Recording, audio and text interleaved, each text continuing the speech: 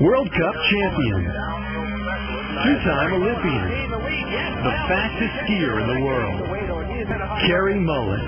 Success on the World Cup ski circuit is long in coming, but last year Mullen began to see his hard work pay off. Thanks everyone for coming out. This was another one of my dreams. By almost 3/10 of a second, the lead is in sight for Canada's Carey at this point. When I retired, you guys would care. Looking back wasn't worth it. All of the blood, sweat, and tears, absolutely worth it all the way.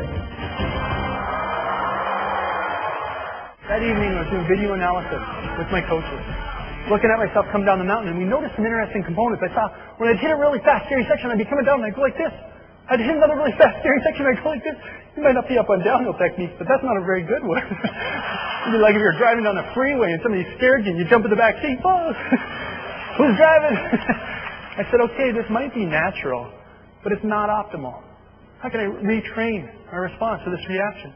So I retrained my body every time I was skiing, and I felt scared. I would lunge forward. Every time I got scared, I'd do it in everyday life. A dog would jump out from around the corner, boom, would start barking, and I'd jump at the dog. And then I got really good at it. Someone would jump out from around the corner, they go boom, and I go boom, and they jump back. They'd be all scared. And I started to retrain myself. So when I got on the mountain, and I went to Kitzbuhel a couple years later, and I was up at the start, the first training run, 8 of the first 15 racers ended up in the hospital. I did my training run, and I was in the start of the race day 3 days later. Race day, and the fog rolled in. The fog was there.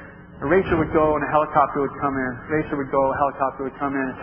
And I said, what are they doing down there? And they said, oh, well, they really want to get the race off, so they're bringing a helicopter in here to get the fog out of here. And I'm thinking, yeah, good idea. I didn't know they were taking them away in a helicopter every time. Yeah. That's a little selective communication. But I stood in the start unwavering. No, I trained myself. I'm going to overcome this fear, and I stood in the start, and I kicked out of the start, onto the pitch, off the first down, down past the stall line, and through the net. I came onto the bottom of the deal chute, the fastest part of the course, and I was bouncing and chattering, and I was loving it. I was savoring it. I was like, yeah, give me more. And onto the pitch and down through the compression, I sailed off the finish jump, and I sailed 88 yards, and I landed across the finish line, looked up, and Cary Mullen, I set a speed record of 97 miles an hour.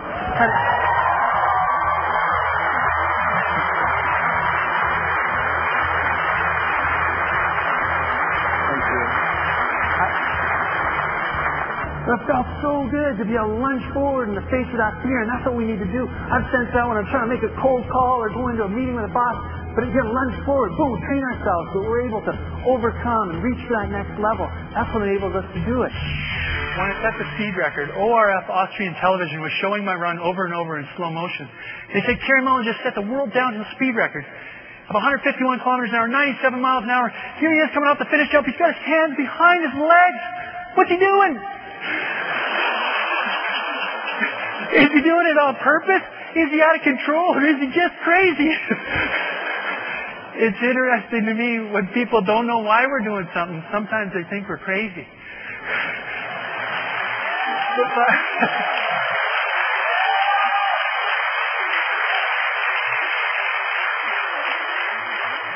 But by measuring beyond what seemed logical, I saw specifically where we can improve.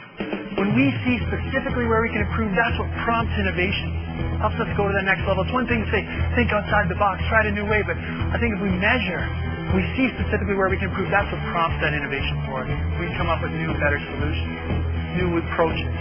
Now, you're the pros at what you do, so I'm just encouraged to ask you the question, is there a technique? Is there part of your process that you can measure for even better results for you? I was back in bed before the room was dark. I'm fast. I remember watching this guy, watching Muhammad Ali going, this guy's got it. He's got it. I've been working with one of my sports psychologists, Dr. Dan Marisi, and he had a saying, act like a champion to be a champion. And I've been trying to implement it, but it sort of felt funny. Like, I didn't know if it was like fake it till you make it, but when I saw Muhammad, it did click. It's act like a champion to be a champion. Don't fake it till you make it. Portray it to become it. Portray it. The quest for speed. That speed starts with a dream. And for me, it started when I was 6 years old. I remember standing at the top of Sunshine Village, a ski area near Banff, and I was lined up with my 6 ski league friends, 6 years old, and we say, ready, set, go. We skate off down the pitch, and we go through the pitch and off the jump and through the compression. We go through a mogul patch, and we cross an imaginary finish line. And when we cross it, we throw our hands up in the air. We go, yeah, I get to be Phil Mayer. My buddy get to be Steve Mayer. My other friend to be Ingemar Stenmark, the heroes of the day. We see it and see it, and we start to believe it. Isn't it interesting, as kids we call that daydreaming, right? Yet as adults, that's a strategic technique called visualization. It was so real, and I remember the dream alive. 2 years later, I was 8 years old, sitting in our living room. My parents walked in, and my dad said, hey, Cher, where are your old ski boots? And I said, well, they're down in the basement. He walked down to the basement, and I followed he and my mom down, and I said, well, what are you doing with my boots? And they said, oh, we're going to give them to Justin down the way, because he's just learning how to ski. So that way he won't have to buy some boots. And I thought for a second. I said, well, do you think when Justin's done with them, we can get them back? My parents looked at me and they said, why, Cher? They don't fit you anymore.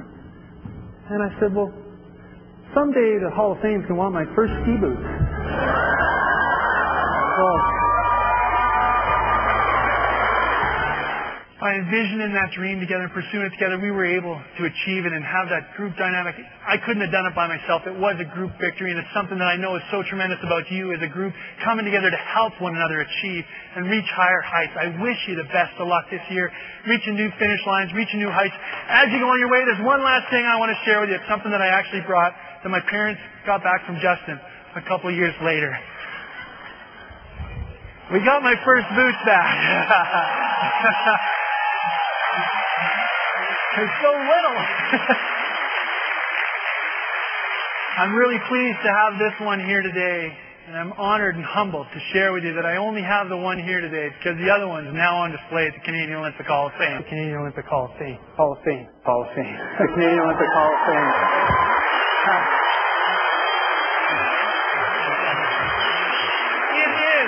It is possible. It is possible. Keep the dream alive. Run forward and follow your process to success. Good luck. Good luck.